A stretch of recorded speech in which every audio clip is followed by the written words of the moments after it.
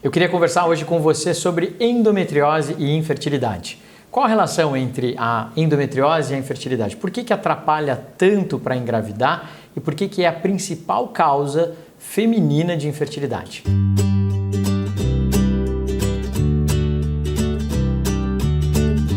Primeiro de tudo, eu queria te explicar o que é a endometriose. Então, antigamente a gente achava que a endometriose era a presença do tecido do endométrio em qualquer lugar fora do útero, o mesmo tecido.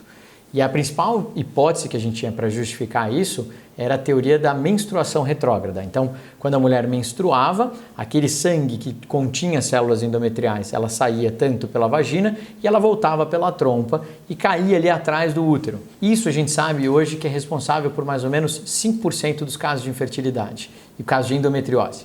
Agora, a principal teoria hoje que a gente recomenda e que a gente entende como mais real é a teoria da metaplasia celômica. Nossa, que nome estranho, que nome maluco, o que é isso?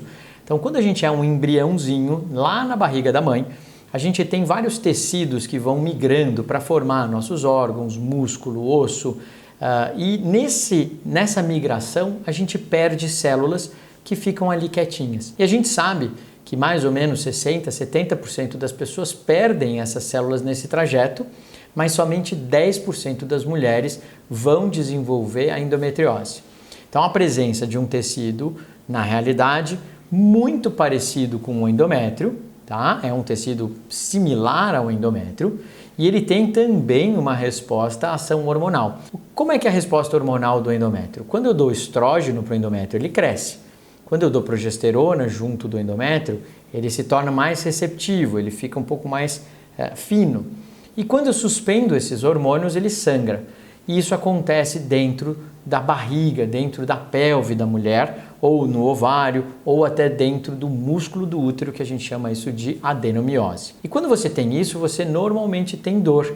Você tem dor para ter relação, você tem dor no período menstrual, você pode ter comprometimento de órgãos associados, porque o nosso corpo vai responder a essa inflamação e ele vai buscar uma forma de bloquear essas lesões. E quem faz isso na nossa barriga, normalmente, é o intestino. Então é muito comum o paciente que tem lesão de endometriose acabar tendo um comprometimento intestinal ou de outros órgãos associados por essa questão.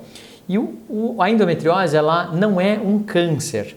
Tem gente que acha que pode virar um câncer. Até existem casos e relatos de malignização de lesão da endometriose, mas é bem raro. Essa evolução pode, mas é muito raro de acontecer. E a grande questão é que ele vai grudando os tecidos. E aí, quando ele gruda os tecidos, a gente tem muitas dores, principalmente na parte da região muscular. A gente pode ter comprometimento de ureteres, né? Então a gente vai acabar prejudicando a parte urinária.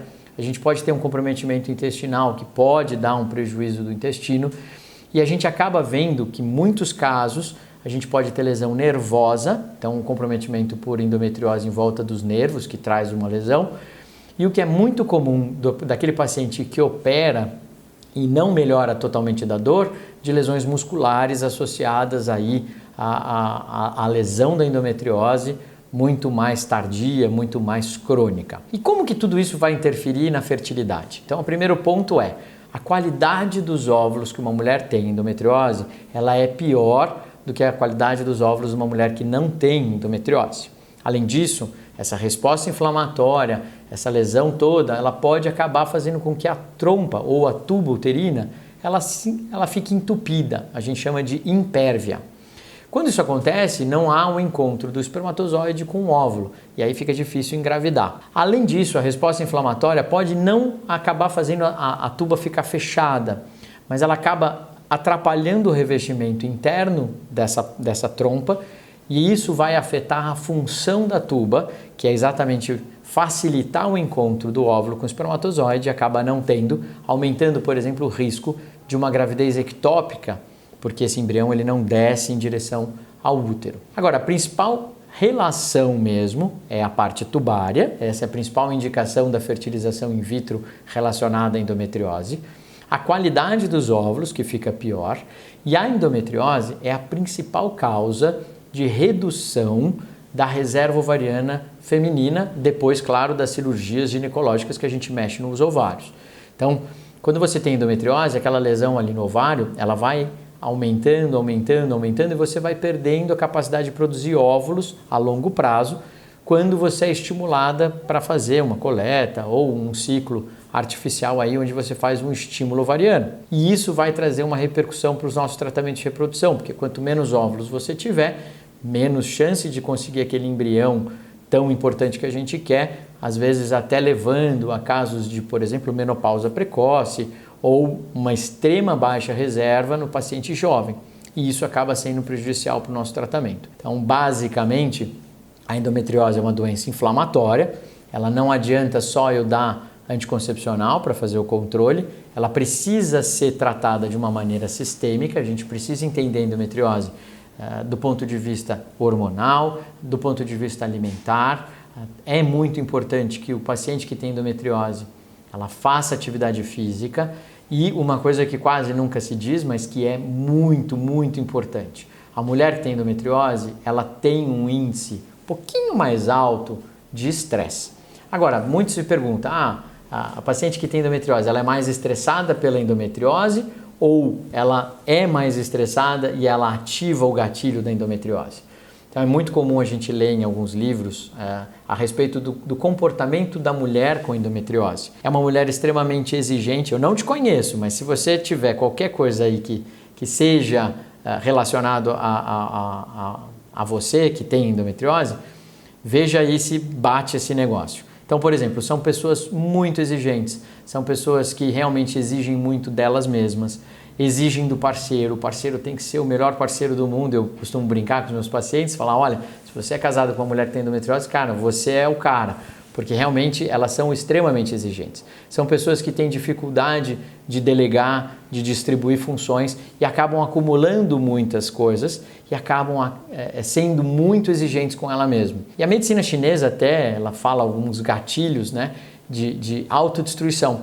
E aí quando você é muito exigente com você mesmo, você começa a liberar gatilhos contra você mesmo. E isso facilita o desenvolvimento de doenças. Existem algumas vertentes falando assim da endometriose como uma síndrome sistêmica, múltipla. Então não é só a presença dessa lesão, mas toda uma questão relacionada também à parte de doenças autoimunes, também alterações psicossociais, vamos dizer assim, mais psicológicas também relacionadas à ansiedade, estresse, angústia, depressão. Que a gente ainda não sabe propriamente dito se é isso mesmo ou não. E tudo isso que eu acabei de falar também interfere na fertilidade. Então, para a gente saber que a gente vai fazer óvulos melhores, a gente precisa ter um ovário que produz os óvulos, a gente tem que ter umidade melhor, a gente tem que ter uma alimentação adequada, uma ingesta de nutrientes adequados, fazer atividade física, diminuir essa resposta inflamatória para que a gente tenha essa melhor formação desses gametas, que a gente chama de óvulos, no caso da mulher. E aí um gameta melhor facilita a nossa gravidez e melhora a nossa fertilidade. Então, para você que está engravidando ou engravidou e tem endometriose, também existe uma pergunta muito comum que é: será que isso vai prejudicar a minha gravidez? Na verdade, existe uma dificuldade da gente conseguir responder isso de uma maneira geral. Por quê? Porque eu dependo, na realidade, de entender o grau de endometriose que você tem. Se você tem uma endometriose mais simples e conseguiu engravidar, pode ser que você tenha um pouco mais de desconforto, um pouco mais de dor durante o processo da gravidez, mas a própria gravidez ela faz um bloqueio hormonal, que é temporário, não é o tratamento natural da infertilidade, como muita gente fala, mas é um bloqueio que impede o crescimento e o desenvolvimento dessa doença durante a gravidez. Então, você vai ter talvez um pouquinho de conforto nesse caminho. Deve melhorar. Agora, se você tem uma lesão extensa, se você tem uma pelve congelada, um útero muito aderido ao intestino, à bexiga, a vários pontos, conforme existe o crescimento do útero, você pode ter uma queixa de dor mais importante, que deve ser avaliada por um especialista da dor, em conjunto com o seu obstetra, e deve ser consultada. Tá? Não deixe de falar se você sente dor na gravidez. Não significa que necessariamente tem alguma coisa grave acontecendo, mas a gente tem que entender, tem que te dar conforto, tem que medicar, né? Hoje em dia não tem mais como a gente acreditar que dor é uma coisa normal e que a gente vai viver com dor e tudo bem. Não, a gente pode entender que é um processo que pode acontecer por conta da sua doença de base, que é a endometriose e a gravidez, mas que tem que ser tratada e tem que ser valorizada e que tem que ter mais qualidade de vida e conforto. Espero que você tenha gostado, espero que você tenha curtido. Se você tiver dúvidas, deixa aí nos comentários. Se você realmente gostou do nosso conteúdo, compartilha, manda para o seu amigo, manda para sua familiar, manda para alguém que saiba que tem muita cólica, muita dismenorreia, que a gente chama dor para ter relação sexual, que pode ser endometriose, e esse vídeo pode ajudar ela a procurar ajuda. Obrigado!